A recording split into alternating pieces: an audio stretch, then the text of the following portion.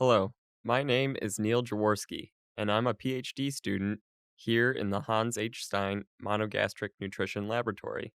I am excited to discuss some research we conducted determining the effect of a three-strain bacillus-based direct-fed microbial on growth performance and volatile fatty acid production in nursery pigs fed low or high-fiber diets. The outline that I'll follow today is that I will begin with a brief introduction to direct-fed microbials. Then I'll move into the materials and methods that we used for this experiment. Then I'll move into the results and discussion concerning the growth performance of pigs and also cecum and fecal concentrations of volatile fatty acids. And then I'll leave you with a conclusion and a brief take-home message. Direct-fed microbials, which I'll abbreviate as DFM for the remainder of the presentation, may be more commonly known as probiotics. But since 1989, the FDA has required feed manufacturers to use the term DFM. Now, DFMs are defined as a source of live or viable, naturally occurring microorganisms. And for this experiment, we wanted to utilize a bacillus-based DFM. And this is because bacillus-based DFMs are spore-forming, and these spores survive high temperatures, which can occur during feed manufacturing, and also a low pH of the stomach. Then, in the more pH-neutral environment of the small intestine, the bacillus-based DFM should begin to germinate and proliferate. And there, and throughout the large intestine, they produce a large quantity and variety of fiber-degrading enzymes. And that is why we determined the efficacy of the DFM in low and high fiber diets. The objective, therefore, of the experiment was to determine the effects of a three-strain bacillus-based DFM added to low or high fiber diets on cecum and fecal volatile fatty acid concentrations and also growth performance.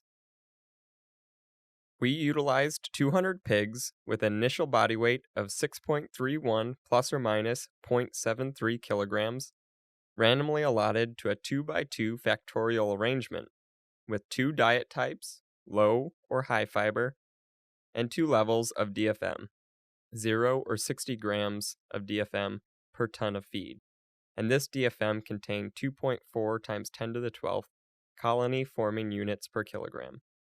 And there were 2 experimental phases, from day 0 to day 14, and day 14 to day 43.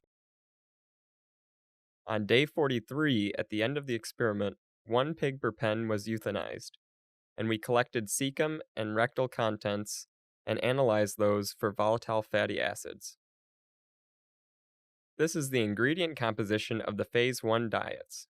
You can see for the low-fiber diets, we had corn, soybean meal, 15% whey, 5% fish meal, and 4% blood plasma, whereas for the high-fiber diets, we replaced some corn and soybean meal with 7.5% DDGS and 10% wheat middlings, and we maintained 15% whey, 5% fish meal, and 4% blood plasma.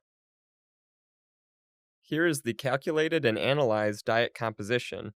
We observed that the net energy is greater in low-fiber diets, and this is because these diets were not formulated to be isocaloric. Also, we did not formulate these diets to be isonitrogenous, and therefore, crude protein was 1% greater in high-fiber diets compared with the low-fiber diets. However, we did formulate for equal quantities of standardized ileal digestible indispensable amino acids, which you can see here, the SID lysine is equal between the low and high fiber diets. Moving on to the analyzed concentrations of ADF, NDF, soluble dietary fiber, and insoluble dietary fiber, we observed that the high fiber diets had greater quantities of all these fiber components. Moving on to the phase 2 diet ingredient composition, the low-fiber diets, again, were corn and soybean meal based, with 10% whey and 4% fish meal, and no blood plasma was added in the phase 2 diets. And then again, the high-fiber diets replaced some corn and soybean meal with 15% DDGS and 10% wheat middlings. And again, we maintained 10% whey and 4% fish meal in the high-fiber diet. Looking at the Phase 2 diet analyzed and calculated composition, we again observed that the low-fiber diet contained more net energy compared with the high-fiber diet and less crude protein. Again, SID lysine was equal amongst the low and high-fiber diets as well as the other indispensable amino acids, and we observed that high-fiber diets had greater concentrations of ADF, NDF, soluble and insoluble dietary fiber. And it's interesting to note that the high-fiber Phase 2 diets have a greater amount of soluble dietary fiber compared with the Phase 1 diets. For the statistical analysis, we used the mixed procedure of SAS, and the model was a 2x2 factorial arrangement with the fixed effects of diet type, DFM, and the interaction of DFM and diet type, and the random effect was block and replicate. Now we'll move into the results and discussion. First, I'll take a moment to set up the graph. Here, we're looking at body weight of the pigs at the different time points, which are on the x-axis, so day 0, day 14, which was the end of Phase 1, and day 43, which was the end of Phase 2. And on the y-axis, we have body weight in kilograms. The orange bars represent the low-fiber diets, and the green bars represent the high-fiber diets, and the checkered bars represent the diets that included the direct-fed microbial. On day 0 and 14, we observed no difference in body weight of pigs fed experimental diets, but on day 43, nursery pigs fed high-fiber diets had reduced body weight compared with low-fiber pigs. So why did we observe this difference in pig body weight due to fiber level? Well, if we take a look at average daily feed intake, we observed that during days 0 to 14, or Phase 1, high-fiber fed pigs were unable to consume as much feed as their low-fiber fed counterparts. And this may be attributed to increased gut fill due to the increased diet bulk in the high-fiber diets, indicating that nursery pigs are unable to handle the bulk from day 0 to 14. But from days 14 to 43, or Phase 2, statistically, high-fiber fed pigs were able to consume an equal amount of feed as their low-fiber counterparts. But overall, from day 0 to day 43, nursery pigs fed high-fiber diets had reduced average daily feed intake. Again, we need to keep in mind that high-fiber diets had less net energy, and therefore pigs would have to consume more in order to maintain body weight, and this was not the case. Also, the addition of direct-fed microbials to the low or high-fiber diets did not influence average daily feed intake. Because high-fiber fed pigs were unable to consume or increase their average daily feed intake above their low-fiber fed counterparts, the high-fiber fed pigs had reduced average daily gain during Phase 2 from days 14 to 43 and overall from day 0 to 43 compared with their low-fiber fed counterparts. And again, we observed no difference in average daily gain due to the addition of direct-fed microbials to low or high-fiber diets. We observed that the addition of DFM to diets increased gain to feed during Phase 1 and overall from day 0 to 43. Also, gain to feed was improved by 26% in high-fiber fed pigs compared with only a 15% improvement in gain to feed of low-fiber fed pigs, indicating that the DFM is making more energy available to the pigs on high-fiber diets compared with pigs fed low-fiber diets during Phase 1.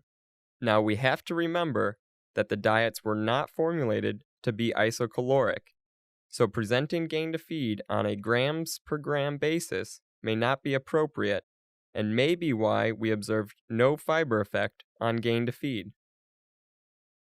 But when we present gain to feed on a kilograms per megacalorie net energy intake basis, which takes the differences in net energy into account, we again observe no effect of fiber on gain to feed, which indicates that the nursery pig fed a high fiber diet is still as efficient in utilizing the energy for gain as their low fiber counterparts, but they are just unable to consume enough feed to maintain a similar average daily gain. Also indicated on this graph is that the DFM improves the caloric efficiency of pigs fed low fiber and high fiber diets. Now we're moving into the total short chain fatty acid concentration in cecal digesta on the left and fecal contents on the right, presented in micrograms per gram on a dry matter basis. We observed no effect of fiber or DFM on total short chain fatty acid concentration in cecal digesta, but in fecal contents, we observed that low fiber fed pigs had increased concentration of short chain fatty acids compared with their high fiber fed counterparts. Now, this goes against two of our hypotheses, in that we hypothesized high fiber fed pigs would have greater concentrations of short chain fatty acids in both cecal and fecal contents because there would be more fermentation occurring. And this was not the case in fecal contents. It was just the opposite.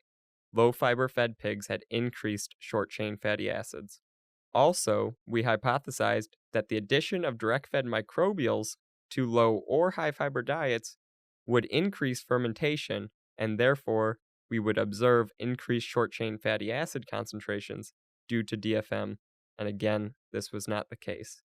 And so we must conclude that perhaps the low fiber corn-soybean meal-based diet is more fermentable compared with a high fiber diet, and that the addition of the Bacillus-based direct-fed microbial is not increasing fermentation and increasing short-chain fatty acid production, and this is not the reason why gain to feed was increased due to DFM addition in both low and high fiber diets. However, if we correct our short-chain fatty acids and present it on a grams per day dry matter basis, taking into account the low digestibility of these high fiber diets, then we observe a trend that we expected. So on the left-hand graph, we calculated the fecal excretion in grams per day using the average daily feed intake and then the apparent total tract digestibility of dry matter that we determined in a subsequent study using similar diets. And when we do that calculation, we observe that high fiber fed pigs had a greater amount of feces excreted compared with low fiber fed pigs. Again, this is due to the low apparent total tract digestibility of dry matter in high fiber based diets. Then on the right hand graph, we have cecal and fecal short chain fatty acids presented in grams per day, which take into account the fecal excretion or the low digestibility of dry matter, and therefore a greater amount of substrate moving through the hindgut of the pig. And therefore, we have increased short-chain fatty acids in both the cecal digesta and feces contents of pigs fed high-fiber diets compared with low-fiber fed pigs. In conclusion, high-fiber diets decreased overall average daily feed intake, which reduced average daily gain. And this is because the nursery pigs were unable to handle the diet bulk associated with high-fiber diets. Also, we observed a decreased short-chain fatty acid concentration in micrograms per gram in the feces of pigs fed high-fiber diets, which indicates that fermentation may be maximized in a low-fiber corn-soybean meal diet compared with a high-fiber diet.